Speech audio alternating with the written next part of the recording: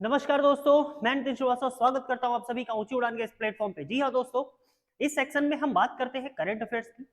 अखबार के पन्नों में किस तरीके से करंट अफेयर्स रहता है और एग्जाम में हमें किस तरीके से मिलेगा, चलिए करते हैं चर्चा। अगर आप यूपीएससी, बीपीएससी या बैंक के किसी भी बैंक के किसी एग्जाम के कैंडिडेट हैं, बैंक का चाहे वो कोई भी एग्जाम हो, अगर आप इसके कैंडिडेट हैं, इन सब के अलावा बिहार में अगर बात कर लीजिए तो बिहार के जितने एग्जाम हैं इन सभी जगहों पर लगभग करंट अफेयर्स अच्छा खासा पूछ लिया जाता है। रेलवेज की बात कर लें, डिफेंस की बात कर लें, अभी सभी जगहों पर। तो चलिए भाई बिना देर किए शुरू करते हैं। क्या कुछ रहने वाली है हमारी पहली खबर, ये रहा आपके कंप्यूटर, लैपटॉप, मोबाइल स्क्रीन पे। जी हाँ, पहली खबर निकल करके आई है हमारे पड़ोसी राज्य झारखंड से। जी क्या हुआ है, दरअसल झारखंड में दूसरी बार झारखंड विधानसभा के स्पीकर कौन बने हैं? रविंद्रनाथ महतो। ठीक है जी, बढ़िया। ऐसा कि आपको पता होगा अभी हाल फिलहाल में झारखंड में इलेक्शन हुए और वहां पर जो मेजोरिटी पार्टी रही वो थी हमारी जेएमएम, झारखंड मुक्ति मोर्चा। बहुत बढ़िया। तो भाई साहब सीएम बनाए गए कौन? हमारे हेमंत सोरेन। ठीक है जी, कोई दिक्कत नहीं।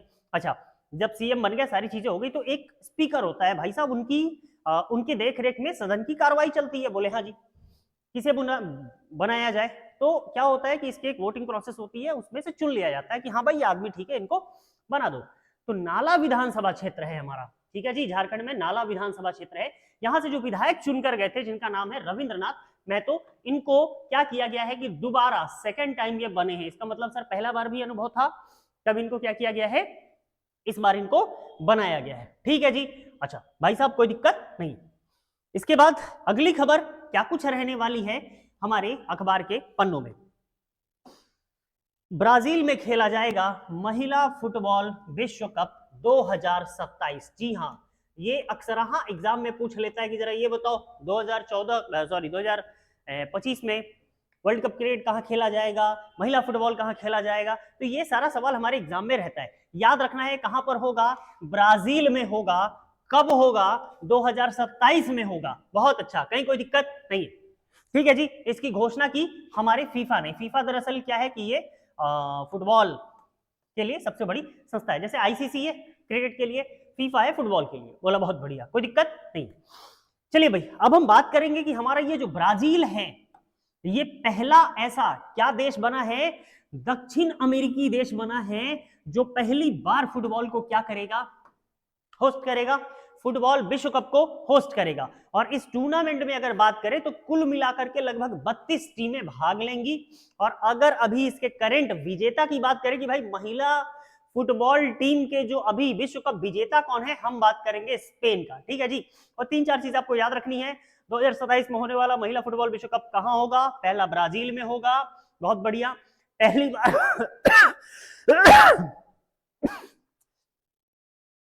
क्षमा करें, पहली बार ऐसा है कि किसी दक्षिण अमेरिका के देश में खेला जाएगा, 32 टीमें भाग लेंगी और इसका जो क्या कहते हैं भाई साहब, चैंपियन कौन है? स्पेन है। कोई दिक्कत नहीं है। चलिए भाई अगली खबर, अगला क्या कुछ रहने वाला है अखबार के पन्नों में। जी हाँ भाई साहब, बैंक कैंडिडेट लोग जरा जग जाओ।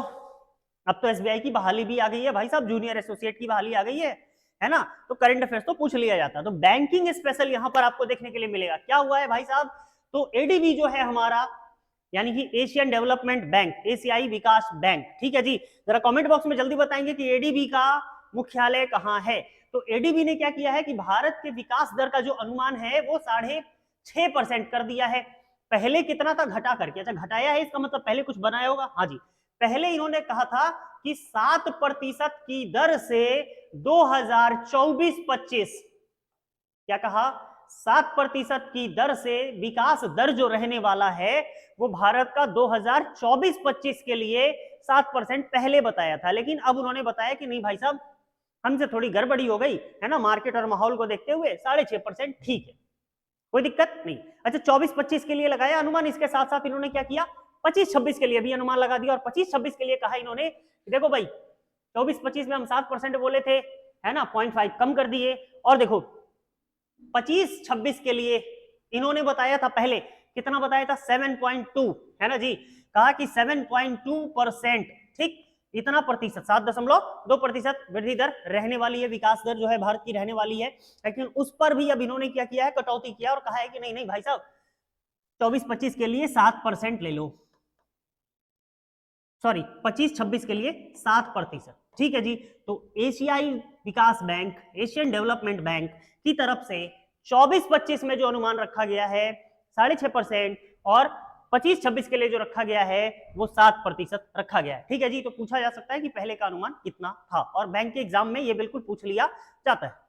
चलिए भाई अगली खबर क्या कुछ रहने वाली है हमारे अखबार के पन्नों में।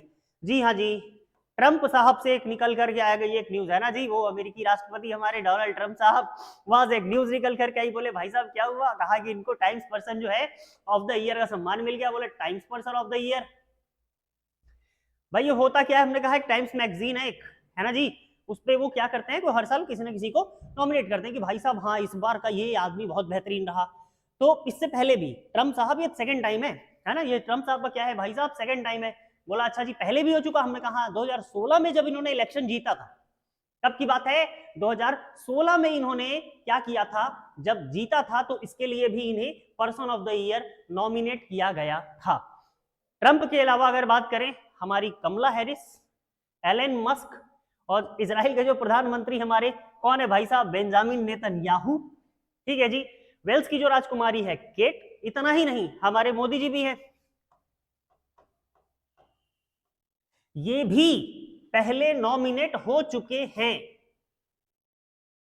ये लिस्ट कमला हैरिस, एलन मस्क, है ना, बेंजामिन नेतन्याहू और केट, इन लोगों का नॉमिनेशन हुआ था। इसमें से सिलेक्शन किसका हुआ है, हमारे ट्रंप साहब का हुआ है, कोई दिक्कत नहीं। पहले भी बात करें तो हमारे यहाँ मोदी जी पहले भी, है ना, टाइम्स पर्सन घोषित किए जा चुके हैं। आपको कमेंट बॉक्स में बताना है वो कौन सा ईयर था जब मोदी जी को times person of the year बताया गया। चलिए भाई अगली खबर क्या कुछ रहने वाली है अखबार के पन्नों में। जी हाँ, अगली खबर निकल करके आई है ओलंपिक और वर्ल्ड टाइटल जीतने वाली, जी हां, पहली अमेरिकी वेट लिफ्टर जिनका नाम है रिप्स। जी हां, इनका पूरा नाम है ओलिविया रिप्स। इन्होंने क्या किया है, इन्होंने अपना पहला वेट लिफ्टिंग का चैंपियनशिप जीता है, वर्ल्ड टाइटल जीता है। बोले बहुत बढ़िया भाई साहब, कोई दिक्कत ही नहीं है। बोले जीत गए, नाम याद क्या रखना है, रिप्स का, बहुत बढ़िया। कौन है ये, हमने कहा पहली अमेरिकी वेट लिफ्टर है ना जी। अच्छा, ये वेट लिफ्टिंग का जो वर्ल्ड टाइटल चैंपियनशिप हो रहा था, कहां हो रहा था, हमने कहा बहरीन के मनामा में चल रहा था, ठीक है जी।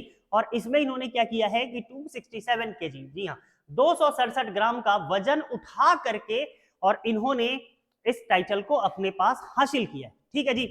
अच्छा, एक सवाल और बन जाएगा कि भाई साहब इनका वो खेल का एक कैटेगरी होता है ना जी, 70 किलो, 72 किलो, 75, अपना एक कैटेगरी होता है, तो इनका जो कैटेगरी था वो था 71 केजी। इस चीज को हमेशा याद रखेंगे, है ना, कि 71 केजी में इन्होंने क्या किया, 267 किलो उठा करके ओलिविया रिप्स, जो कि कहाँ की हैं, अमेरिकी वेट लिफ्टर है और पहली अमेरिकी वेट लिफ्टर है, इन्होंने क्या किया है, ओलंपिक और वर्ल्ड टाइटल का खिताब जीता है। कहीं कोई दिक्कत नहीं होनी चाहिए, सवाल यहां से बनाया जा सकता है। चलिए भाई साहब अगली खबर क्या कुछ रहने वाली है। जी हाँ, अगली खबर बहुत सुखद खबर आई है, भारत के लाल लालियों ने अपना परचम लहरा दिया है। जी हाँ, 20 अप्रैल के बाद फिर वापस से हमने क्या किया है, साइंस ओलंपियाड किया, और जूनियर साइंस ओलंपियाड, जी हाँ, जूनियर साइंस ओलंपियाड। और ये पूछ लिया जाएगा कितने नंबर का है ना जी, नंबर याद रखेंगे, 21वें नंबर का।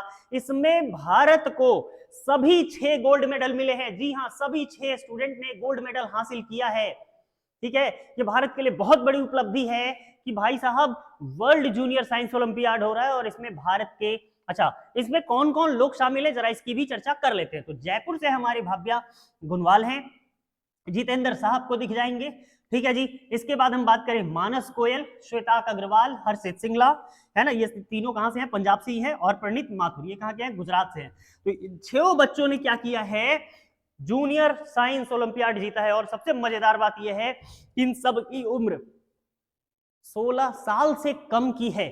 तो सोच के देखिए कि 16 साल में भाई साहब भारत का परचम लहरा दिया, जिसने आगे चलकर उम्मीद करते हैं बहुत अच्छा काम वो करेंगे और देश को बनाने का काम करेंगे। चलिए भाई हमारे लिए क्या मिला, हमने कहा कि international junior science olympiad Bharat को क्या मिला, 6 स्वर्ण मिला है, और 6 नहीं सारा स्वर्ण मिला है भाई साहब।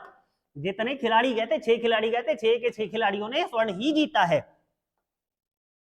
सोने से कम नहीं चलेगा, है ना जी। बहुत अच्छा, बहुत मोटिवेशनल हमारे लिए ये रहा सवाल। चलिए भाई, अगली खबर क्या कुछ रहने वाली है। अगली खबर निकल करके आई हमारे ऑस्ट्रेलिया से। भाई साहब ऑस्ट्रेलिया हो गया परेशान, बोले क्या हुआ, है ना। तो ऑस्ट्रेलिया ने कहा है कि भाई साहब मेटा गूगल को देना होगा न्यूज पर टैक्स। कहानी क्या है, हमें पता है कि जैसे ही भाई साहब अपना अपना और दिन भर में यार नोटिफिकेशन आते रहता है कि अगल बगल ये हो गया, कोई दिक्कत ही नहीं, तो जो लोकल न्यूज होता है वो हम तक पहुंच जाती है। कौन पहुंचाता है, गूगल पहुंचाता है, मेटा पहुंचाता है। मेटा बोले तो फेसबुक है, व्हाट्सएप, ये इंस्टाग्राम है, व्हाट्सएप है, ये सारी चीजें मेटा के अंदर आती है। तो इन्होंने क्या किया कि भाई न्यूज वहां से लिया, लेकिन जहां से न्यूज लिया है वहां की लोकल एजेंसी के साथ उसका रिवेन्यू ही नहीं पार्टनरशिप में किया। भाई साहब साझा नहीं कर रहे रिवेन्यू। अब भाई साहब ऑस्ट्रेलियन सरकार आई, कहा कि ओ सुनो गूगल वाले भाई साहब इधर आओ जरा, मेटा वाले इधर आओ जरा, सारे लोग इधर आओ। बोला हाँ जी, आप लोग का वैल्यूएशन बताओ कितना है। कहा कि सर किसी का मतलब सबका ज्यादा ज्यादा ही है। कहा कि एक काम करते कैटेगरी बनाते हैं, जिसकी वैल्यूएशन, जिस भी कंपनी की वैल्यूएशन 1300 करोड़ सालाना अगर इसकी आय है, इनकम अगर 1300 क्या है 1300 करोड़ है या इससे ज्यादा है, तो भाई साहब आपको टैक्स देना पड़ेगा। ये नहीं कि आप फ्री में क्या करके चले जा रहे हैं, है ना, आप चले जा रहे हैं, ये काम नहीं चलेगा, है ना जी। और इस पर लगाया है टैक्स किसने, ऑस्ट्रेलिया के संचार मंत्री हैं जिनका नाम है मिशेल रोलैंड। ठीक है जी, इन्होंने क्या किया है, लगाया।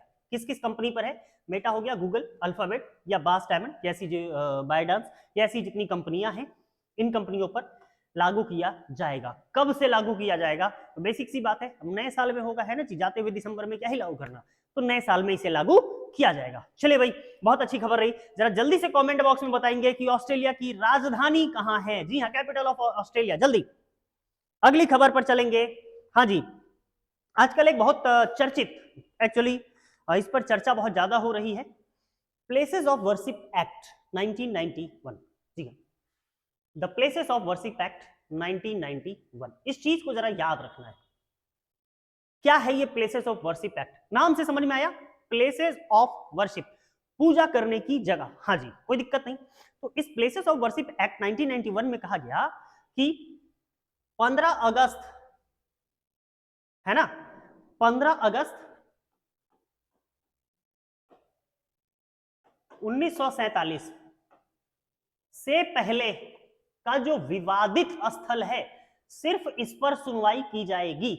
इसके बाद किसी भी धर्म के लोगों का किसी दूसरे धर्म के मंदिर, मस्जिद, मकबरे या किसी भी चीजों पर किसी भी तरह का कोई भी अधिकार न मांगना होगा और ना ही इस पर सुनवाई की जाएगी। ठीक है जी, बात आई गई हो गई। कहानी ये हुआ कि भाई अलग अलग जगहों से अब अलग अलग धर्म के जो पूजा प्लेसेस हैं वहां से क्या होने लगा, भाई साहब अब दूसरे धर्म का भी कुछ ना कुछ तो यार, सपोज करिए कि भाई साहब नीचे एक स्ट्रक्चर है, उसके ऊपर ऐसे स्ट्रक्चर बनाओगे तो ऊपर वाला जिस दिन टूटेगा तो उस दिन नीचे से कुछ ना कुछ निकलेगा ही, जो नीचे वाला था। वैसा ही मामला अब हमारे पूरे भारत में, है ना, लगभग देखने के लिए मिल रहा है। हालांकि इसमें एक चीज रखा गया था कि ये जो हमारा प्लेसेस ऑफ वर्शिप एक्ट है, इसके बाहर राम जन्मभूमि को नहीं रखा गया था। किसे नहीं रखा गया था, राम जन्मभूमि को नहीं रखा गया था। ये आपके लिए जानकारी की चीज है और याद रखने वाली चीज है। ठीक है जी, इसमें यह कहा गया 15 अगस्त 1947 को जो भी पूजा स्थल जिस स्थिति में रहेगा उसी स्थिति में उसे रखा जाएगा। और ये चीज कौन देता है, तो संविधान का हमारा अनुच्छेद 25 और 26 इस चीज की गारंटी देता है। किस चीज की भाई साहब, तो धार्मिक स्वतंत्रता के अधिकार के तहत कहा गया कि भाई साहब अपना अपना जो धर्म मानते हैं उसी धर्म में रहना है ना जी। अपन उसके पास नहीं देखेंगे, वो इधर नहीं देखेंगे, क्लैश नहीं होगा, लड़ाइयां नहीं होंगी। और दुनिया में ये हकीकत चीज है, भारत में 90% तो नहीं कहेंगे, लगभग 70-75% ऐसे मुद्दे हो जाते हैं जहां दो धर्मों के बीच में लड़ाई, और बहुत आसान सी बात है भाई साहब, दो धर्मों के बीच लड़ाई कराना। किसी धर्म के बारे में कुछ भी कह दीजिए भाई साहब, उसके बाद चुप हो जाओ, देखो फिर वापस। तो ये मामला, हम लोग बहुत सेंटीमेंट होते हैं, है ना जी, तो हमारे सेंटीमेंट से जुड़ी हुई चीज है। लेकिन गवर्नमेंट ने कहा कि भाई साहब इस पर थोड़ा सा कंट्रोल होना चाहिए, नहीं तो पता चला यार देश हमारा हिंदुस्तान है ना, तो भाई साहब जितनी जगह खोदोगे कहीं ना कहीं तो मंदिर निकलना स्वाभाविक सी बात है। कुछ ऐसी जगह है जहां पर नहीं निकलेगा, ये बहुत स्पष्ट कह दे। क्या है प्लेसेस ऑफ वर्शिप एक्ट, जरा इसको हम अच्छे से समझने की कोशिश करते हैं। तो भाई साहब ये जो हमारा प्लेसेस ऑफ वर्शिप एक्ट है, इसमें ये कहा गया है कि धार्मिक स्थल को दूसरे धर्म के स्थल में आप परिवर्तित नहीं कर सकते, पहली चीज, कोई दिक्कत ही नहीं है ना। इसका मतलब है कि अगर कोई दूसरा धर्म है तो उसके धर्म स्थल को आप किसी दूसरे धर्म स्थल से नहीं बदल सकते, कोई दिक्कत नहीं। और एक और चीज मैंने बताई थी, क्या चीज, कि 15 अगस्त 1947 को जो जिस स्थिति में रहेगा उसी स्थिति में उसे यथावत रखा जाएगा। ठीक है जी, कहानी तो ये हो गई। लेकिन अब मामला कहां से फंसना शुरू हुआ? मामला दरअसल फंसना ये शुरू हुआ कि बहुत सारे जगहों पर, है ना, अलग अलग धर्मों के जो पूजा गृह हैं उन्हें तोड़ दिया गया, टूट गए, खुद से गिर गए, और उसके नीचे का जो स्ट्रक्चर है, उसके नीचे का जो सामान है, उसके नीचे की जो मूर्तियां हैं वो सब बाहर आने लगी। तो इस पर चर्चा होने लगी कि भाई साहब एक धर्म, इसका मतलब है कि ये जो हमारा ये दूसरा धर्म है, इसके ऊपर जो बनाया गया, इसका मतलब कहीं ना कहीं किसी तरह का कोई वो करके बनाया गया होगा, दबाव डाल के बनाया गया होगा, प्रेशर में डाल के बनाया होगा। नहीं तो भाई साहब नॉर्मल सी बात है, आप अपने मकान के ऊपर किसी को मकान बनाने दोगे? जरा दिल से सोच के बताइए।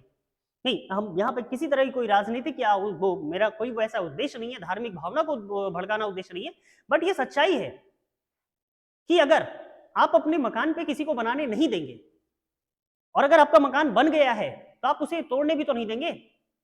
दोनों पक्ष से समझेंगे। पहला पक्ष ये कह रहा है कि भाई साहब हमारा मकान है ना, हमारे ऊपर आप बना लिए, बोला कोई दिक्कत नहीं।